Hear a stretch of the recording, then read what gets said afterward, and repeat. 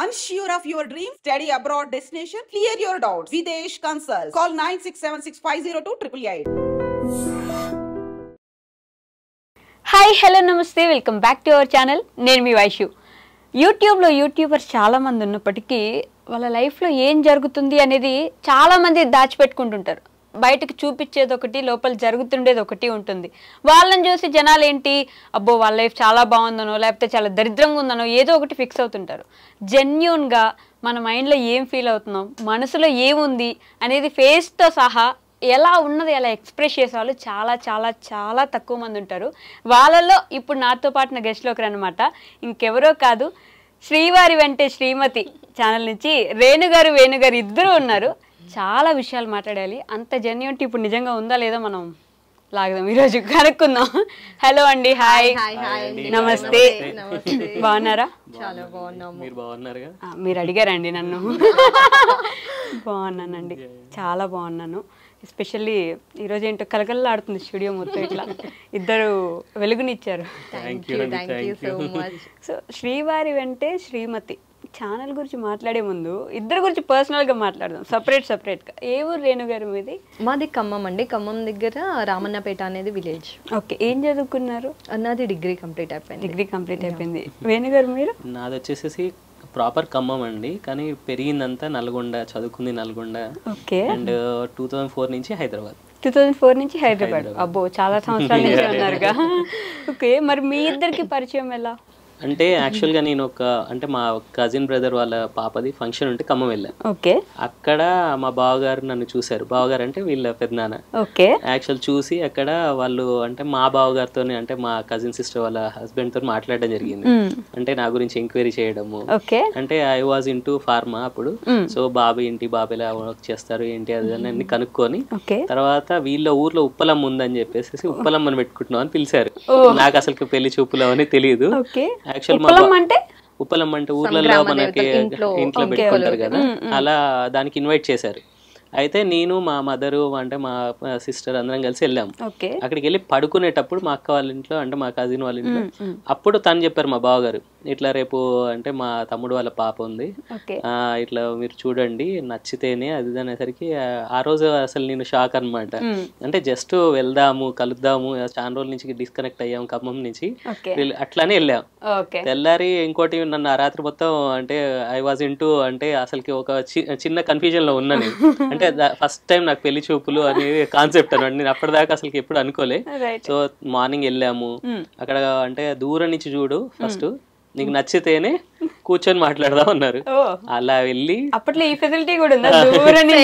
Same preparation నాకు కూడా జరిగింది అనమాట. అంటే ఇలా వస్తారు, చూడండి జస్ట్ చూడు అంతే, ఇంకా ఏ డిస్కషన్స్ ఏమీ లేదు, జస్ట్ ఓకే నీకు ఓకే అనుకున్న తర్వాతే ఫర్దర్ గా మూవ్ అవుదాము. కానీ అప్పట్లో ఇంత ఫ్రీనెస్ ఉండేదా? అంటే మేము చూస్తాం నువ్వు ఓకే పెళ్లి చేసేసుకుందాం ఇట్లా ఉండేది కదా, దూరం నుంచి చూడు నీకు ఓకే అంటే.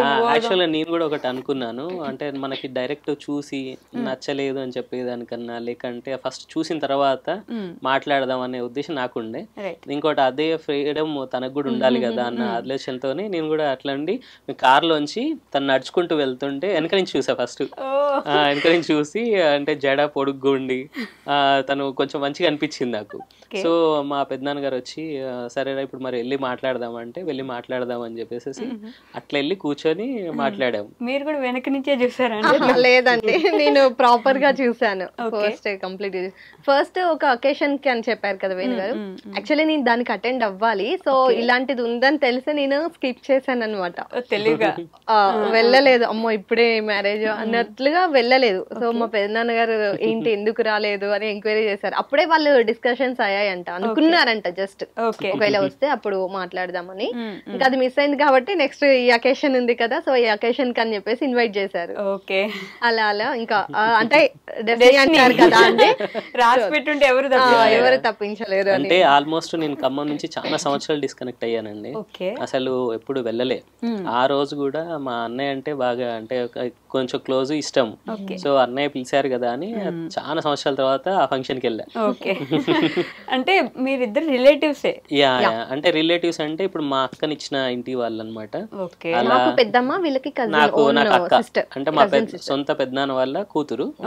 నెక్స్ట్ అటు వెళ్తేనేమో వాళ్ళ పెద్దమ్మ అవుతుంది. ఇప్పుడు అదొక డైలాగ్ ఉంటది, అమ్మ వాళ్ళు తమ్ముడు వాళ్ళు చెల్లి వాళ్ళు అక్క వాళ్ళు కూతురు కాదండి.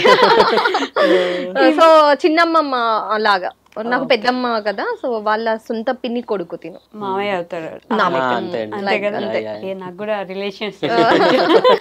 So me mummy daddy I mean అమ్మ నాన్న ఏం చేసేవాళ్ళు రేణు గారు? ఫార్మర్స్ అండి, ఇద్దరు ఫార్మర్స్. రైతు బిడ్డ. రైతు బిడ్డ, తెలంగాణ. ప్రౌడ్, చాలా ప్రౌడ్ గా ఫీల్ అవుతానండి ఆ విషయంలో. అందరూ అంటే డాడీ వాళ్ళు 4 members, సో అందరు సెటిల్డ్ అనమాట. బాబాయ్ అడ్వకేట్, పెద్దనాన్న ఫైర్ డిపార్ట్మెంట్ లో ఉంటుండే, ఇంకొక పెద్దనాన్న కూడా గవర్నమెంట్ సెక్టర్ లో ఉంటుండే, డాడీ ఫార్మర్. సో అది కొంచెం ప్రౌడ్ గా ఇప్పుడు ఇంకా ప్రౌడ్ ఫీల్ అవుతాం కదా. ఎగ్జాక్ట్లీ. ఓకే. అమ్మ కూడా ఫార్మింగ్ చేసేవాళ్ళు? ఫార్మింగ్ చేసేవాళ్ళు, డ్వాక్రా అన్ని చేశారు. మీరెంత మంది? నేను సింగిల్ డాటర్ అండి. అంటే యాక్చువల్లీ చెల్లె ఉన్నారు. 14 months, నాకు 2 years 14 months అప్పుడు చెల్లె సమ్ ఇన్సిడెంట్ వల్ల చనిపోయారు చిన్నప్పుడు. ఓకేనా మీరు చెప్పడానికి? అంటే ఏం లేదు, ఇప్పుడు మనకి సంపులాగా ఉంటాయి కదా, వాటర్ స్టోర్ చేసుకునేది. అయితే తను దాంట్లో బై యాక్సిడెంట్లీ దాంట్లో పడిపోయారు, ఎవరు లేరు అంటే చూడలేదు. సడన్ గా తను అలా చాలా కొద్దిసేపటి తర్వాత చూసరికి వాటర్ అంటే మనం మోటార్స్ ఆన్ చేస్తూ ఉంటాం కదా, వాటర్ లేవు అని చెప్పేసి అన్ఎక్స్పెక్టెడ్ గా సమ్ వన్ ఎవరు ఉన్నట్టుగా ఇంకా ఆన్ చేసేసరికి ఫుల్ అయిపోయి అందులో వాటర్లు పడిపోయినారు. ఇంకా అది చూసుకునేసరికి చాలా టైం పట్టింది. సో మీరు ఒక్కరే? నేను ఒక్కదాన్ని. అప్పటికి అమ్మ నాన్న మీ చెల్లి లేరు కాబట్టి ఇంకా మీరు ఒక్కరే. మీ పెళ్లి చేశారు, అయిపోయింది, ఇంకా మీకు బాధ్యతలు అయిపోయి ఉంటాయి కదా మీ ఇంట్లో మీ మమ్మీ వాళ్ళకి. అంతే అండి. ఓకే. అండ్ అంటే డాడీ అంత ఎర్లీగా కూడా మ్యారేజ్ చేసుకున్నాను అని అంటే బికాస్ ఆఫ్ డాడీ నాయనమ్మ. సో మా జనరేషన్స్ లో 3 generations లో డాడీ వాళ్ళు తాతయ్య వాళ్ళ జనరేషన్స్ లో ఆడపిల్లలు లేరు. ఓకే. సో సింగిల్ నేను. మొత్తం మా 3 generations లో నేను ఒక్క ఆడపిల్లని, ఫస్ట్ ఆడపిల్లని. వీళ్ళ ఫాదర్ వాళ్ళు 4 members, వాళ్ళకి ఆడపిల్ల అంటే చెల్లెలు లేరు, ఎవరు లేరు. తిను అంటే నలుగురులో వీళ్ళ ఫాదర్ వాళ్ళకి ఒక్కరే ఆడపిల్ల, అందరూ బాయ్స్. అప్పుడు అసలు భలే ఉంటది కదా. చాలా చాలా ఉంటది. ఇంకా చెల్లి, తన పేరు కూడా రమ్య, చెల్లి పేరు కూడా రమ్య రేణుక రమ్య. మిస్ అయ్యాము. దాని తర్వాత అమ్మ చాలా డిప్రెషన్ లోకి వెళ్ళిపోయింది. అలా ఇంకా ఫీల్ ఉంటది కదా ఆ టైంకి మనం ఉంటే బాగుండేది. సో ఆ ఇన్సిడెంట్ అనేది చాలా డిస్టర్బ్ చేసింది. ఇంకా దాని తర్వాత ఇంకా నార్మల్ అయిపోయిన తర్వాత అందరం హ్యాపీగా ఉన్నాము. అండ్ లాస్ట్ అంటే నా మ్యారేజ్ టైంలో ఇంకా డాడీకి నాన్నమ్మకు కొంచెం హెల్త్ ఇష్యూస్. ఇద్దరికి హెల్త్ ఇష్యూస్ ఉన్నాయా ఒకటే టైంలో?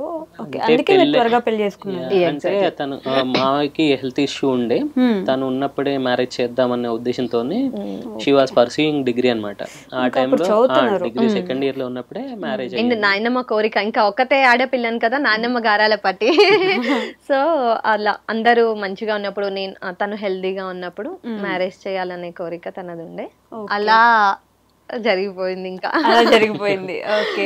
అన్ఎక్స్పెక్టెడ్ విజిట్, అన్ఎక్స్పెక్టెడ్ గా పెట్టుంటే అంతే, ఎవరు ఆపలేరు, జరిగిపోతా ఉంటాయి. ఆ తర్వాత ఐ మీన్ ఏం బాగాలేదు అప్పటికి మీ నాన్నగారు? డాడీకి కొంచెం హెల్త్ ఇష్యూస్, జాయిండీస్ అని అలా ఉంటుండే, కొంచెం జాండీస్ అడ్వాన్స్ స్టేజ్ లో ఉండే.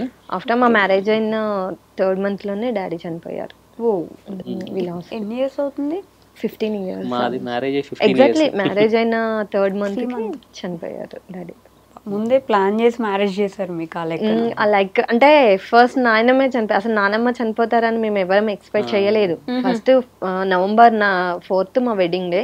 నాయనమ్మ నవంబర్ నుంచి అంటే Feb లో నాయనమ్మ చనిపోయారు. నాయనమ్మ చనిపోయిన 13th డేనే డాడీ చనిపోయారు.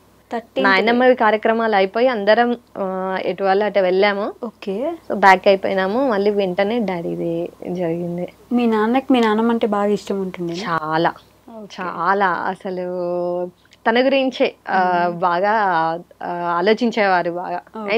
అండ్ ఇంకొక నేను కూడా ఆడపిల్లని ఉన్నాను, తన హెల్త్ బాగున్నప్పుడు అది జరగాలి అనేది ఆమె కోరిక.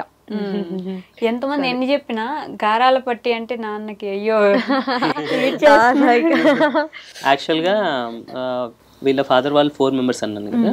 ఫస్ట్ అంటే ఎవరైతే ఉన్నారో తను చనిపోయి ఉండే, అంటే చాలా అంటే ఎర్లీ స్టేజ్ టైంలోనే చనిపోయారు. తర్వాత ఇంకా ముగ్గురులలో ఇద్దరు దే ఆర్ అంటే ఇన్ ఖమ్మం, అంటే వాళ్ళ ప్రొఫెషన్ పరంగా ఖమ్మంలో సెటిల్. ఇంకా వాళ్ళ నానమ్మ దగ్గర వీళ్ళ ఫాదర్ ఒక్కరే ఉండేది. సో తన రెస్పాన్సిబిలిటీ కూడా డాడీయే చూసుకుంటారు. ఇంకా ఆ కనెక్టివిటీ బాగా వాళ్ళిద్దరికి కూడా బాగా ఉంటది అనమాట ఇద్దరు. సో అలా పెళ్ళైన 3-4 మేము అంటే సపరేట్ ఫ్యామిలీస్ కూడా కాదు, ఒకటే జాయింట్ ఫ్యామిలీ, ఒకే ఇంట్లోనే ఉండే వాళ్ళము, నాన్నమ్మ వాళ్ళు మేము అంతా.